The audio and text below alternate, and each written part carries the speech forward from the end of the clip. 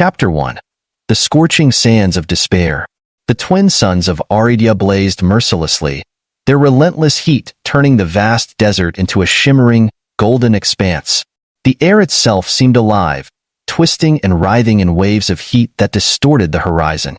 The barren landscape stretched as far as the eye could see, broken only by jagged rock formations and the occasional patch of hardy desert flora. It was a place that tested the limits of survival, a world where even the hardiest life forms struggled to endure. Captain Ryan Harker adjusted the visor of his helmet, the cooling system in his suit working overtime to combat the oppressive heat.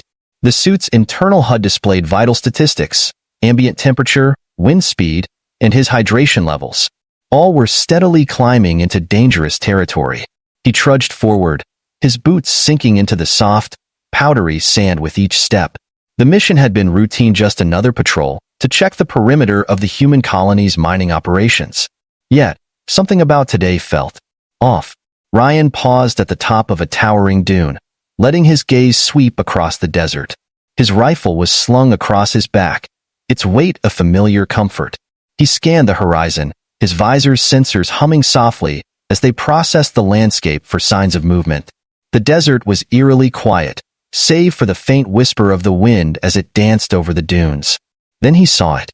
At first, it was nothing more than a dark smudge against the endless expanse of sand. Ryan narrowed his eyes, activating his visor's magnification. The image sharpened, revealing a humanoid figure sprawled in the sand. It was motionless, half buried in the shifting dunes. He frowned, his mind racing. The desert was no place for a lone traveler. If they were out here, it was either by mistake or by force. His first instinct was to be cautious. Aridia was rife with dangers. Rogue scavengers, hostile alien wildlife, and the occasional rival mining faction. It wasn't unheard of for bandits to use a decoy to lure an unsuspecting prey. Ryan unslung his rifle, holding it at the ready as he approached the figure. Each step felt heavier, the weight of uncertainty pressing down on him. As he drew closer, the details became clearer. The figure was small, almost fragile, with silvery hair that glinted faintly in the sunlight. Their skin, an otherworldly shade of lavender, was blistered and cracked from the sun's merciless rays. They wore tattered garments that had once been ornate, their intricate patterns now faded and torn. Ryan's heart sank as realization dawned on him. It wasn't human. It was a Zalani. A fragile survivor. Ryan knelt beside the figure, his rifle still in one hand as he scanned the area for any signs of an ambush. The desert stretched out empty in all directions, save for the faint shimmer of heat waves on the horizon. Satisfied that they were alone, he shifted his focus back to the Zalani. She was unconscious, her breathing shallow and labored. Her wrists and ankles bore dark bruises, signs of recent restraints. Her once glimmering robes clung to her frail body, stained with sand and blood. Ryan felt a pang of unease. The Zalani were a proud, reclusive race, known for their ethereal beauty and spiritual traditions. What was one of them doing here, abandoned in the middle of nowhere? "Hey," he said, his voice hoarse from the dry air. "Can you hear me?" She didn't respond. Her lips were cracked and parched, her skin burning hot to the touch. Ryan cursed under his breath and unscrewed the cap of his canteen. Tilting it carefully, he let a few drops of water trickle onto her lips. She stirred faintly, her eyelids fluttering open to reveal golden eyes that shimmered like molten metal. Her gaze locked onto him, filled with fear and confusion. She tried to speak, but her voice was a weak rasp, barely audible over the wind. Ryan leaned closer, straining to catch her words, but she only managed a faint gasp before slipping back into unconsciousness. "Great," Ryan muttered, glancing around the desolate landscape. "You're in rough shape, and we're miles from anywhere." He hesitated. The logical choice would be to leave her and report her location. The colony's rescue team might reach her in time if they even cared about a Zalani. But something about her condition, her vulnerability, struck a chord in him. Leaving her out here to die didn't sit right. Ryan sighed, slinging his rifle over his shoulder. He crouched and carefully lifted her into his arms. She was startlingly light, her frail frame barely a burden. Adjusting his grip, he began the arduous trek back to his outpost, the suns beating down on him with relentless intensity. The journey back. The desert was unforgiving, every step a test of endurance. Ryan's boots sank into the shifting sands, the heat rising in waves around him. The Zilani woman stirred occasionally, murmuring words in her native tongue. Ryan couldn't understand her, but her tone was filled with pain and fear. Each time she moved, he adjusted his grip, careful not to jostle her too much. The twin suns began their slow descent, casting long shadows across the dunes. The temperature dropped slightly, offering a brief reprieve from the oppressive heat. Ryan kept his eyes on the horizon, where the small, fortified structure of his outpost finally came into view. It wasn't much, just a lone building made of reinforced steel, designed to withstand the desert's harsh conditions. Solar panels lined the roof, providing power, while automated defenses guarded the perimeter. It was a lonely place, far from the bustling colony, but it was home. Ryan pushed through the gates, his legs aching from the journey. Inside, the air was cooler, though still dry. He laid the Zilani woman on a cot in the corner of the room, retrieving a medkit from a nearby cabinet. Kneeling beside her, he began tending to her wounds, applying salves to her blistered skin and wrapping her bruised wrists in bandages. As he worked, his mind raced with questions.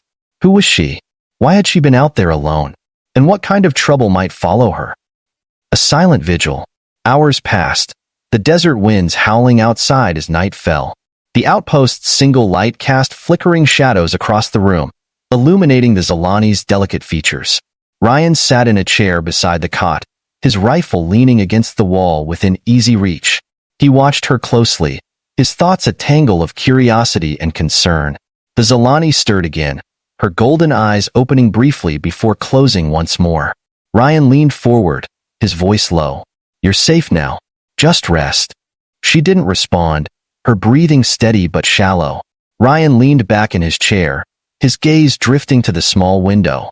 Outside, the stars shone brilliantly in the clear desert sky, a stark contrast to the desolation below.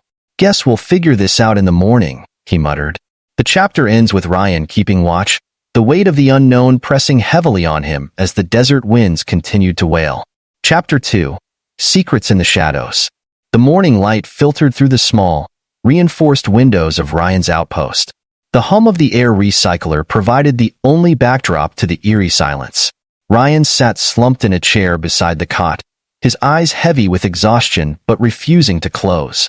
The Zilani woman lay still, her chest rising and falling in a fragile rhythm. The faint scent of healing salves mixed with the metallic tang of the outpost's recycled air.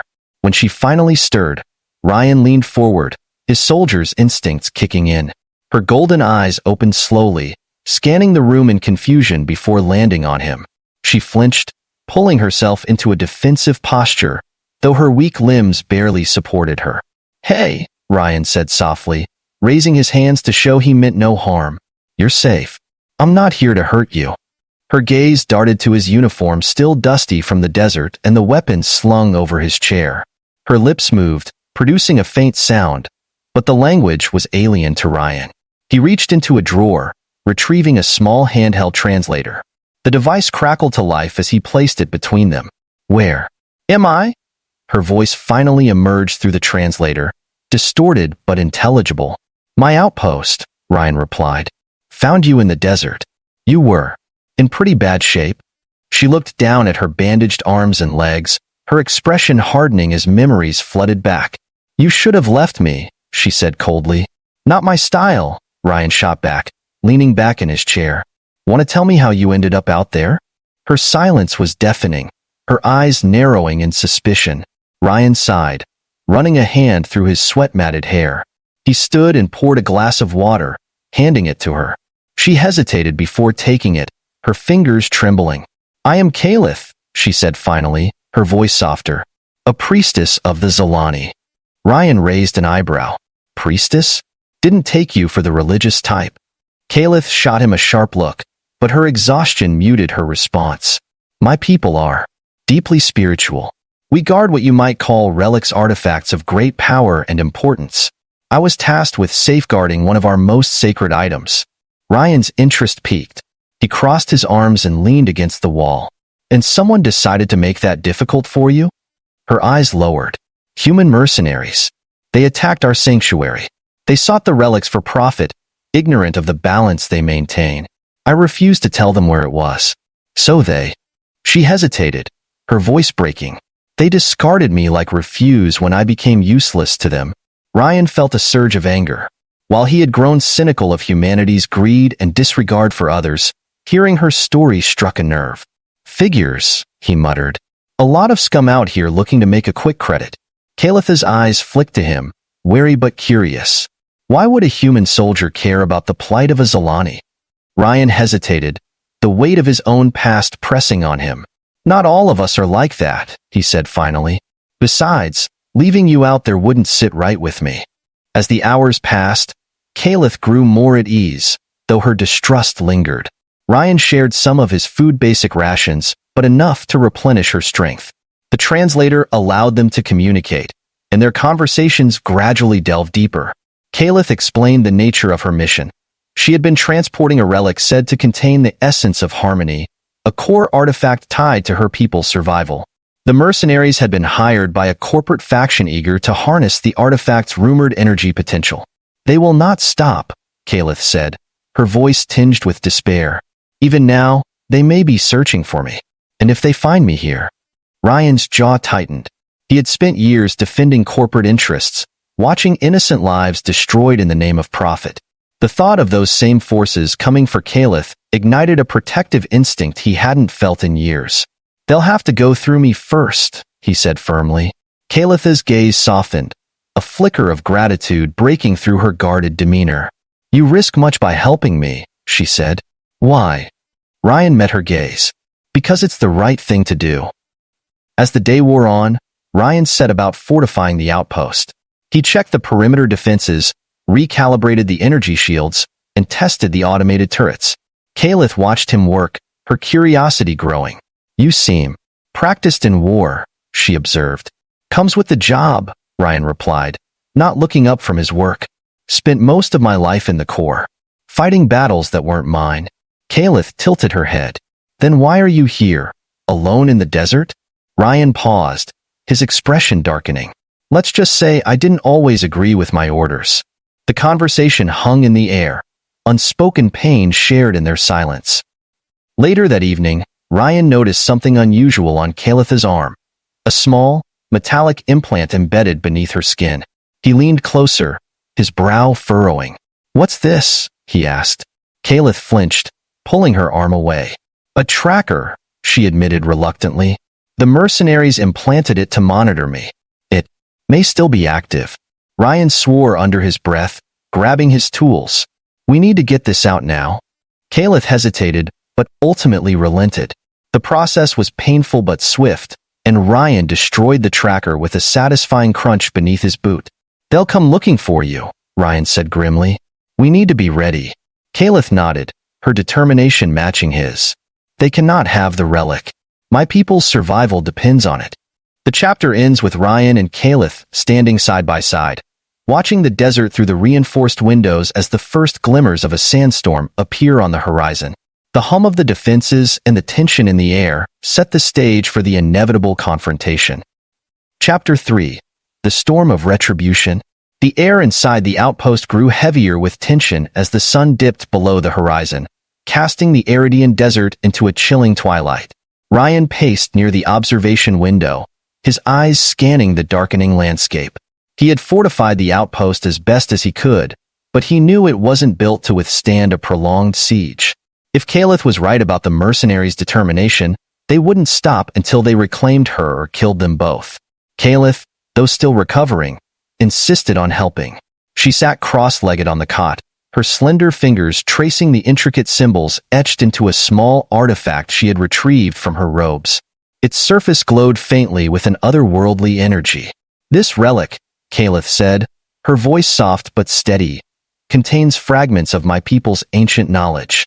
It can enhance your technology if we align it properly with your systems. Ryan raised an eyebrow, watching as she worked. You're saying that thing can supercharge our defenses? Kalith nodded. Not indefinitely, but it could amplify your shield generators and energy weapons for a short time. It might give us a chance. Ryan rubbed the back of his neck, marveling at her calm under pressure.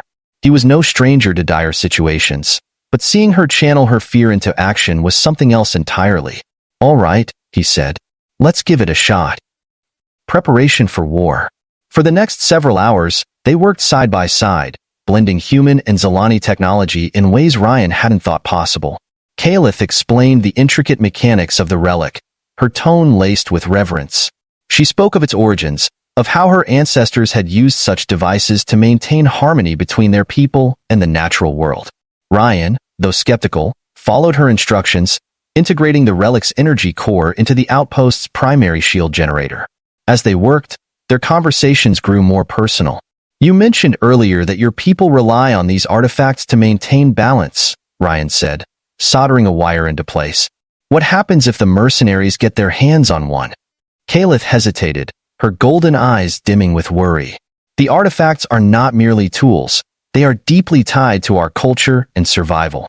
Without them, the harmony of our world could unravel. In the wrong hands."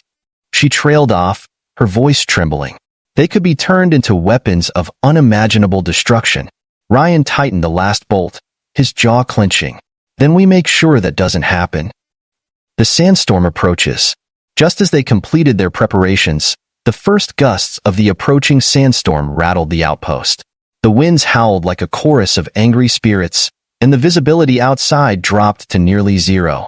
Ryan checked the perimeter sensors, which had begun picking up movement too organized to be wildlife. "They're here," he muttered, gripping his rifle tightly. Kalith stood beside him, her expression resolute despite the fear flickering in her eyes. Through the storm, faint outlines emerged, armored figures moving with precision, their advanced equipment allowing them to navigate the chaos. The mercenaries had brought heavy firepower drones, plasma rifles, and armor transports. Ryan activated the outpost defenses. Automated turrets roared to life, their bursts of energy lighting up the storm like flashes of lightning. The first wave of mercenaries was caught off guard, several falling under the relentless barrage. But they quickly adapted, using the storm as cover to advance. "Stay behind cover," Ryan instructed Kalith, his voice firm. "I'll hold them off as long as I can." Kalith refused to cower, positioning herself near the control panel where she could monitor the relic's integration. "The shield generator is holding," she reported. "But it won't last if they breach the perimeter." Ryan nodded, his military training taking over. He moved with precision, using the outpost's layout to his advantage. He laid down suppressing fire, forcing the mercenaries to retreat momentarily. But their leader, a towering figure clad in advanced combat armor, stepped forward, a plasma cannon in hand. "This is your last chance, soldier," the leader's voice boomed through a loudspeaker. "Hand over the Zilani and the relic, and we'll let you walk away." Ryan smirked, his grip tightening on his rifle. "Yeah, I'm not buying that." The leader fired, a blinding blast of energy ripping through the storm. It struck the shield, causing it to flicker but hold. Kalith quickly adjusted the relic, funneling more power into the generator. The artifact's glow intensified, pulsing with energy that seemed to resonate with the outpost's systems. "You're pushing it to its limits," Ryan warned. "It's the only way," Kalith replied, her voice steady. "We must hold." The turning point. The battle reached a fever pitch. The mercenaries unleashed drones armed with explosives, targeting the shield generator. Ryan managed to shoot several down, but one slipped through, detonating near the outpost's eastern wall. The impact sent a tremor through the structure, knocking Kalith to the ground. "Kalith!" Ryan shouted, rushing to her side. "I'm fine," she insisted, though her hands trembled as she adjusted the relic once more. "The shield won't hold much longer." Ryan glanced at the monitors, noting the mercenaries regrouping for a final assault. Desperation clawed at him, but then he remembered Kalith's earlier words. The relic wasn't just a shield booster, it was tied to her people's ancient knowledge. "Is there anything else this thing can do?" he asked, his mind racing. Kalith hesitated, then nodded. "There's one other function, but it's dangerous." "Define dangerous." "If I channel its energy directly, it could create a shockwave strong enough to disable their equipment. But it would drain the relic completely and it might harm me." Ryan's heart sank. "We'll find another way." "There is no other way," Kalith said firmly. "This is my duty. My people entrusted me with this artifact, and I will not let it fall into their hands. Ryan stared at her, torn between admiration and fear. Finally, he nodded. If you're doing this, then I'm not leaving your side. The final stand. As the mercenaries launched their final assault, Caliph activated the relic's core.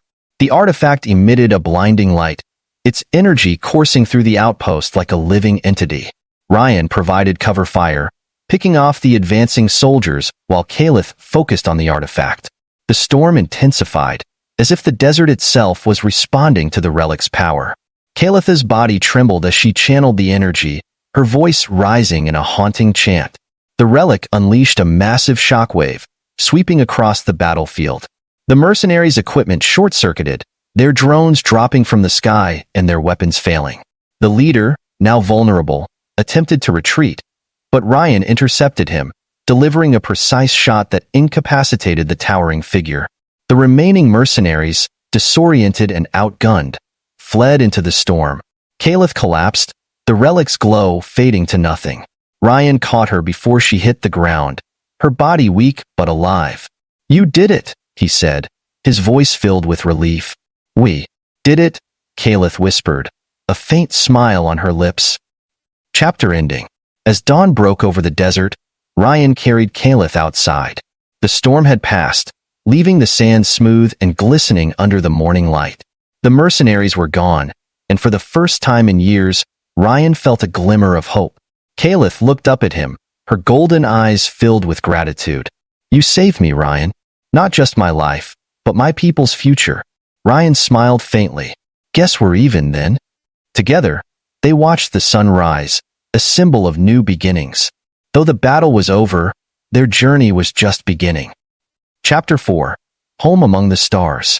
The aftermath of the battle left the desert eerily quiet, the silence broken only by the occasional gust of wind that swept through the outpost. The once sturdy structure now bore the scars of war: scorched walls, shattered panels, and the faint hum of failing energy shields. Inside, Ryan and Caliph sat in the dim light of the control room, their bodies battered but their spirits unbroken. Ryan leaned heavily against the wall, his left arm wrapped in a makeshift sling. Despite his injuries, his focus remained on Caliph, who lay on the cot beside him. Her face was pale, her breathing shallow, but the soft rise and fall of her chest was enough to reassure him that she was alive. "You did it," Ryan said, his voice low but steady. "You saved us." Caliph's golden eyes flickered open, the faintest smile gracing her lips. "We did it," she corrected, her voice barely above a whisper. "You stood with me when no one else would." Ryan chuckled softly, wincing as the motion sent a sharp pain through his shoulder. "Guess that makes us a team." Caliph's smile widened, but her gaze soon turned somber. "The relic is gone," she said, her voice tinged with regret. "Its energy is spent. My people will mourn its loss." Ryan shook his head. "Your people will survive because of you. That relic didn't save anyone today, you did." A new journey. As dawn broke over the desert, the first rays of sunlight illuminated the devastation outside. The remnants of the mercenaries' assault vehicles lay scattered across the sands, their twisted metal glinting in the light. The few mercenaries who had survived the battle had long since fled, leaving their leader and his shattered forces behind. Ryan stood at the outpost's entrance, his rifle slung across his back. He surveyed the horizon, his mind racing with thoughts of what came next. The outpost was no longer safe, and staying here would only invite more trouble. But leaving meant stepping into the unknown. Caliph joined him, her movements slow but deliberate. She had regained some of her strength, though her steps still wavered. She carried a small satchel over her shoulder, its contents rattling softly with each step. "We can't stay here," Ryan said, glancing at her. "The colony's too far, and they won't be happy to see you." Caliph nodded, her gaze fixed on the horizon. "My people have a sanctuary," she said, "a place hidden from the prying eyes of humans, and those who would harm us. If we can reach it, they will protect us." Ryan raised an eyebrow. "Sanctuary? Sounds like a long shot." "It is our only hope," Caliph replied, "and I trust you to get us there." Ryan sighed, running a hand through his hair. "Guess I'm your bodyguard now." Caliph's lips curved into a faint smile. You've already proven yourself worthy of that title. The trek to safety. The journey to the sanctuary was grueling, the desert offering little reprieve from its relentless heat and shifting sands.